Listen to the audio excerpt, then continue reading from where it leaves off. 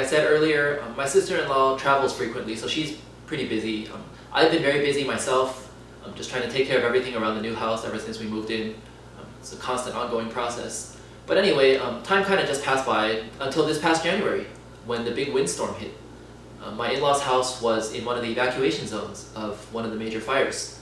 They were out of the country traveling at the time, so my wife stopped by the property just to check on it and make sure everything was okay. And she came back and told me, hey, the car's cover is gone. So I was a little worried. I made a trip out there myself to take a look. And thankfully I found the cover. It was not too far away. It was caught in a bush, and I was able to retrieve it and put it back on the car and secure it so the paint doesn't get any damage from all the ashes in the air. By that point, there was really nothing stopping me from getting the car other than simply sitting down and going through the transaction and all the details. So I figured I might as well, even though the car wasn't mine yet, I might as well start treating it like it was. And I realized that day when I went to put the cover back on that now that I had space in the garage to keep the car, the longer I let it sit out there, the more damage it might end up having, and it would end up all being on me to take care of it. So if I really cared about the car, if I really wanted it and intended to get it like I had said I was going to for all these years, I should probably be a little more proactive about it. And plus that day, I got to see the car with its cover off for the first time in several years. And I have to say, it's beautiful. Every bit as beautiful as I had imagined all these years. Now let me ramble a little bit about nostalgia. The C4 was the Corvette of my childhood. This was the era where I grew up playing with toy cars and then transitioning from just the toys to actually starting to recognize makes and models of actual cars and identifying which ones were truly special. My first computer game as a kid was Need for Speed 1, the original Need for Speed. I think that came out in 1994 too, I believe. That featured the C4 Corvette. I collected scale models at the time, and I actually bought a red C4, very similar to this. I still remember, it was, I think it was like 10 bucks at Costco. It was on sale during the Christmas season. And I got that car really because it had a removable plastic targa top, and I was just itching to get to play with that thing. So you can imagine, when I pulled that model out of storage a few years ago, it just blew my mind that I was about to get a real car just like it. Now, I've always been kind of one of those weird old-fashioned type of guys.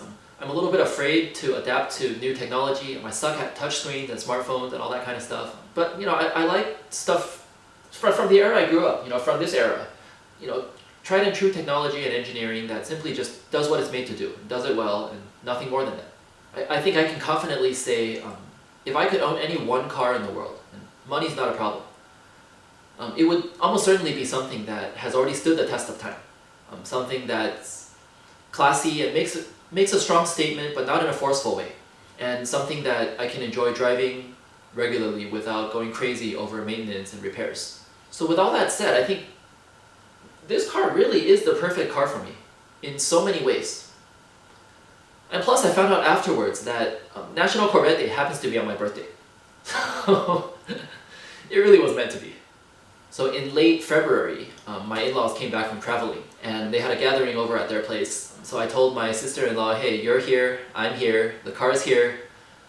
We've been talking about it for so long, let's just get everything finalized and have this car taken care of. So that evening we sat down, enjoyed some nice whiskey, and I became the car's new owner and caretaker. So there you go. That's the story of how and why I got this C4 Corvette. I know it sounds really cheesy, but in a sense, I feel like I didn't choose this car. We kind of chose each other. It was just meant to be, you know. Now there are a lot of not essential, but still very important upgrades and repairs to this car that I'm choosing to hold off on right now just for the sake of being financially responsible. I do have a big wish list of items that I wish to be able to start checking off, but that's going to have to wait till I can afford it. I find it funny how many people, ever since I got this car, how many people have said, hey, can I come over and check out the car? Or hey, can you bring it out so I can see it? It's almost like having a new baby sometimes.